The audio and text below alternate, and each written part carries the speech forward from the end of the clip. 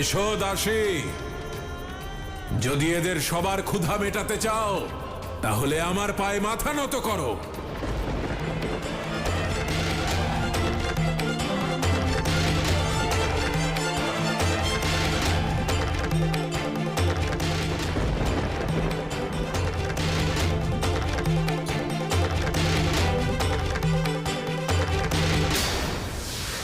ক্ষুধার থেকেও বড় অপমান ভিক্ষা, আর আমি আমার সন্তানদের সম্মান ক্ষুণ্ণ হতে দেব না।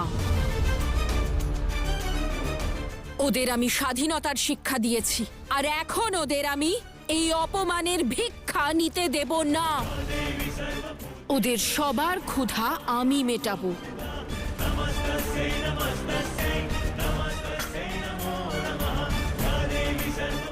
বসো।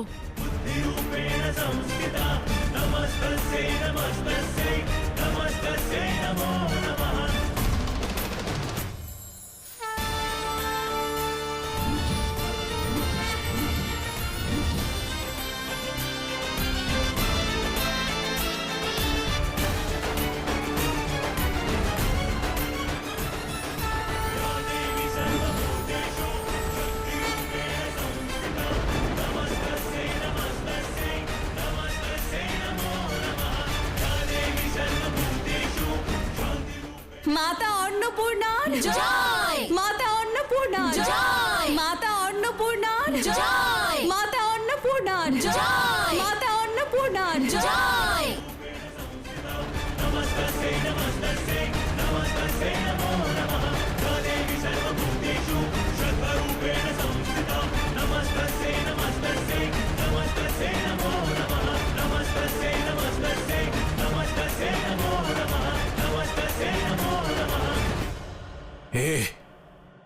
এ কেমন মায়া, কেমন জাদুবিদ্যা এটা! দেখো, তুমি যেই হও, আমার দাসত্ব স্বীকার করো। যে দেবতাদেরও নিজের দাস বানাতে পারে সেই দেবদাস আমি, সেই দেবদাস আমি, সেই দেবদাস আমি।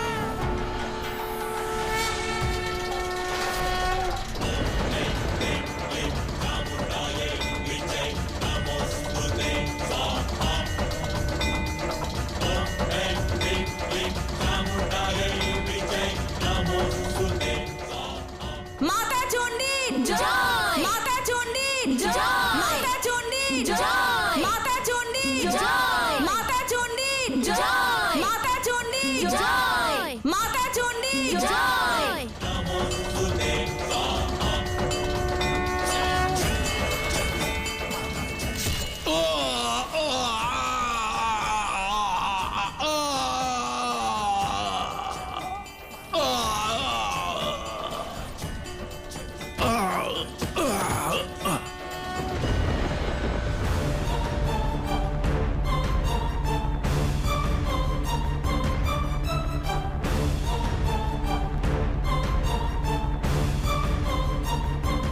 হতে পারো তুমি দেবদাস, কিন্তু না আমি কোনো দেবী, না কারোর দাসী।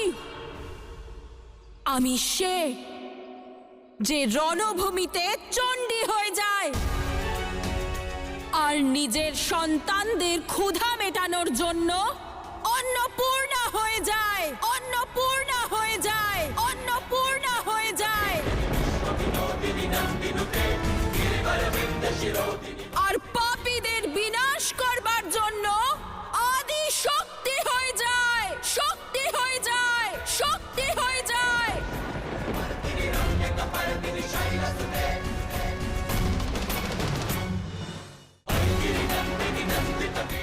চলে যাও এখান থেকে দেবদাস।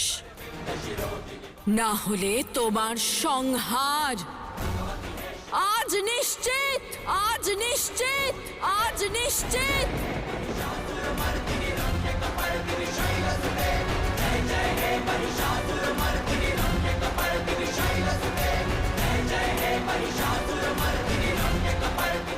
তুমি এটাকে নিজের জয় মনে করো না।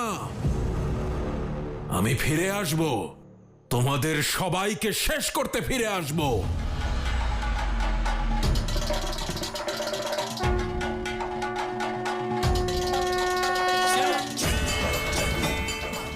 মাতা চণ্ডীর জয়!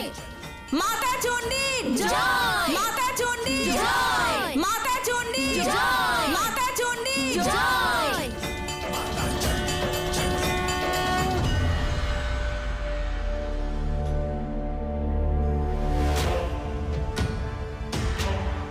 ওই নারী অপমান করেছে আমাকে।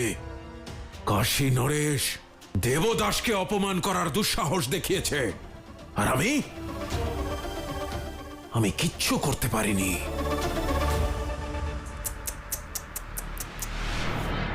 দয়া হয় তোমায় দেখে। কেবল দেবদাস নাম ধারণ করলেই কেউ দেবদাস হয়ে যায় না। যতক্ষণ না শিব আর শক্তিকে নিজের দাস বানাচ্ছ, তোমার কাজ অসম্পূর্ণ থাকবে। নিজের দাসেদের পথ দেখাও, নিজের বিজয়ের পথ প্রশস্ত করো। আমি কিচ্ছু করতে পারবো না।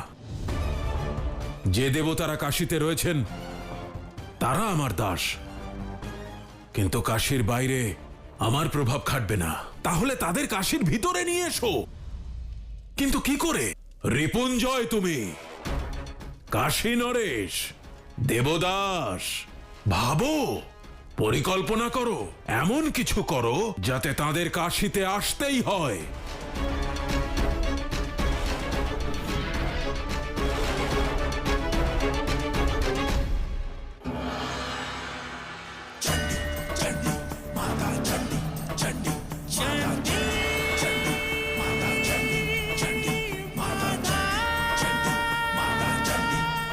আমি কাশীর সঙ্গে আমার সকল দৈব শক্তি ত্যাগ করে এসেছি দেবী। এখন আমি কেবলমাত্র একজন সাধারণ সাধু। আপনি তাও আমাকে এই রূপে চিনে ফেললেন। এটাই হলো প্রকৃত প্রেমের পরিভাষা।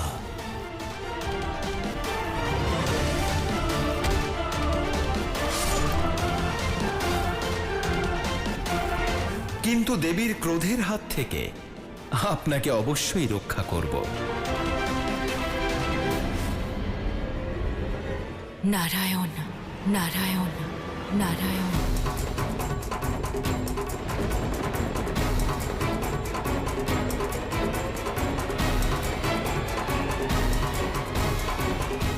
এই ভয়টাই পাচ্ছিলাম।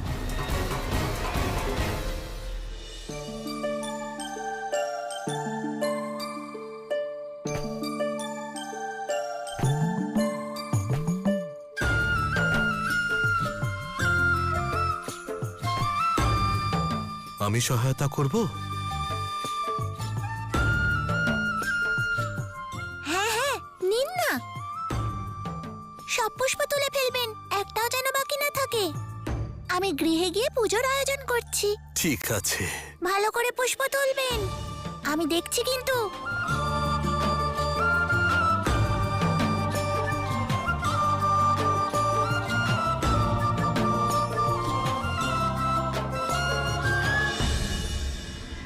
মহাদেব,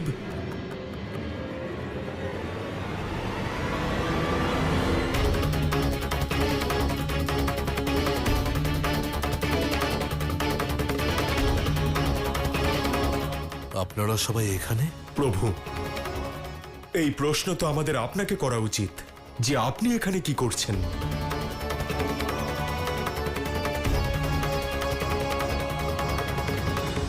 তাহলে এই আপনার সহায়তা নারায়ণ। ক্ষমা করুন মহাদেব, আমাকে শক্তির আদেশ মানতে হলো, দেবতাগণকে এখানে আনতে হলো। এই আদেশ দেবী দিয়েছেন?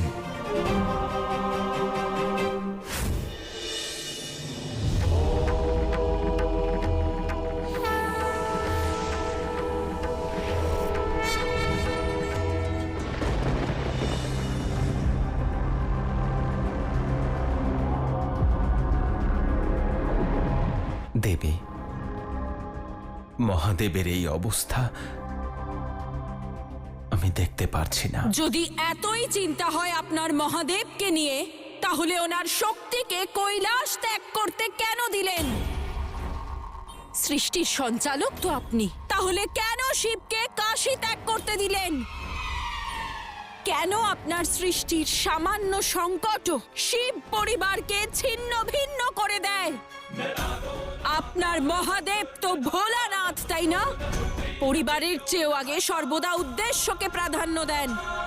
কিন্তু কতদিন একটি পরিবারকে রক্ষা আর একজোট করে রাখার দায়িত্ব নারীকেই পালন করতে হবে?